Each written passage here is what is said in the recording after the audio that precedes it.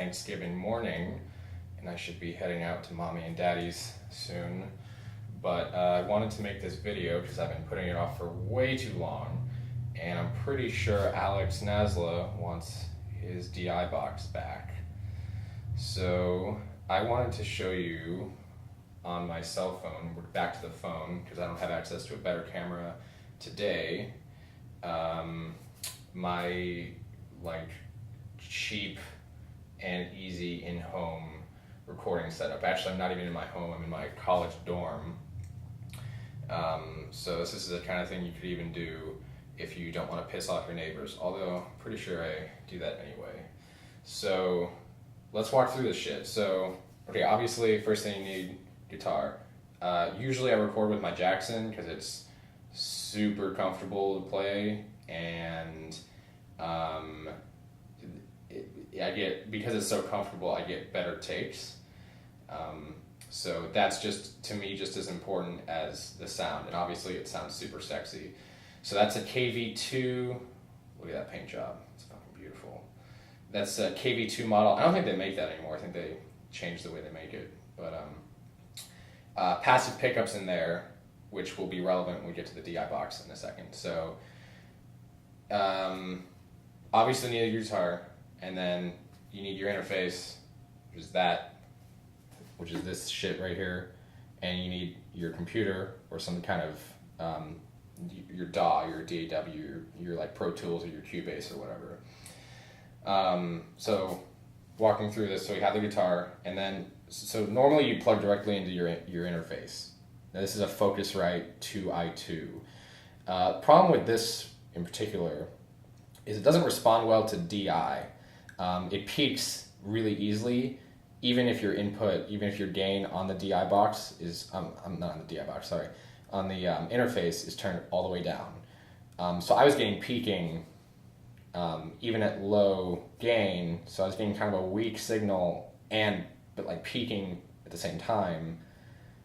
And so what the solution for that is this fucker right here. It's called a DI box. Now, so because these are passive pickups in the Jackson, I have an active DI box. I am retarded when it comes to production and recording and all that, but what I've been told is that you need opposite of your pickup, you need the DI box. So passive pickups, active DI box. See, it says active right there. If you had active pickups, which I have in my Schecter, you need a passive DI box. Okay, so the DI box is cool for two reasons. One, you get the limits of the signal get kind of smushed down so that they're not peaking in here anymore. And that was the whole point of me using this in the first place, is just so I could get a better signal. The second cool thing is, if you look, basically what you're doing is you're plugging in the guitar. It's a little messy, but you're plugging the guitar into the DI box. DI box comes out through not an instrument cable, but like an XLR, goes in your interface. Okay, and then you have this other option. I don't know if this is true for every DI box, but at least with this one and with a lot of the ones I've seen, you have this is kind of like an out. So this is your signal from the guitar is coming in here, and it comes out two places. It comes out there, goes to the interface, and it comes out here. And then what I've done is had that come over here to my beautiful Engl Savage. That goes in there, so it's like I'm playing a guitar through the amp. And that lets me do two things. First is that I get to direct monitor, which means when I'm playing while I'm recording, the sound I'm getting as my playback sound, not what's being recorded, but what I'm hearing as I'm playing, is the amp itself. So I get to play with my normal tone, nothing has changed, and I don't have any latency, which you would normally have in the DAW, because it's processing the sound, and there's generally a little bit of delay there, which of course you can change in the DAW.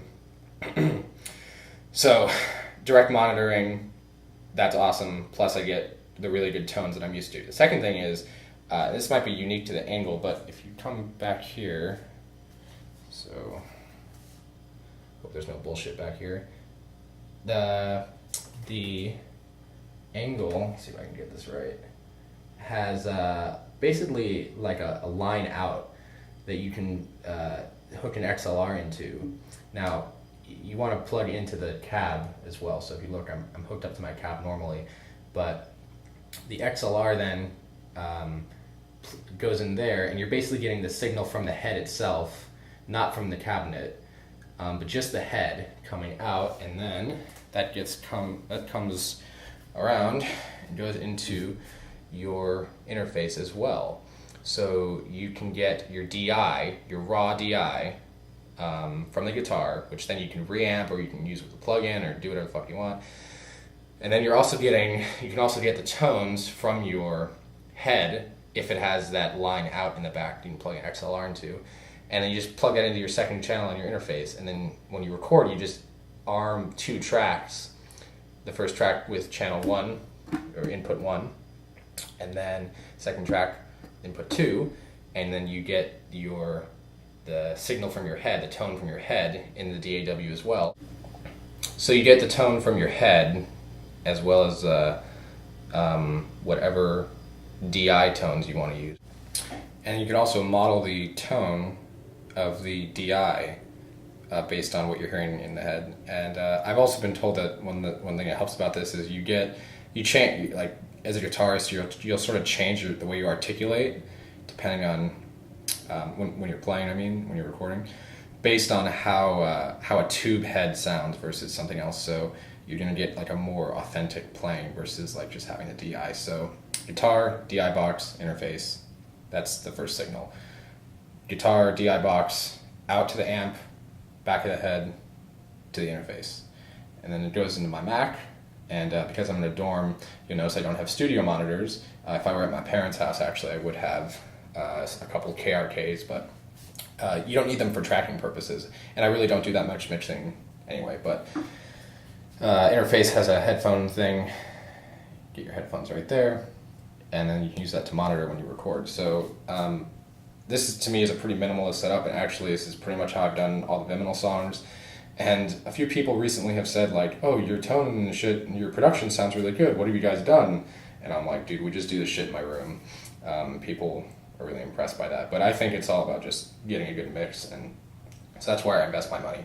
By the way, this thing has nothing to do with recording. That's just something I'm using to capture my voice right now. I actually don't know. I just bought that, and so I'm experimenting.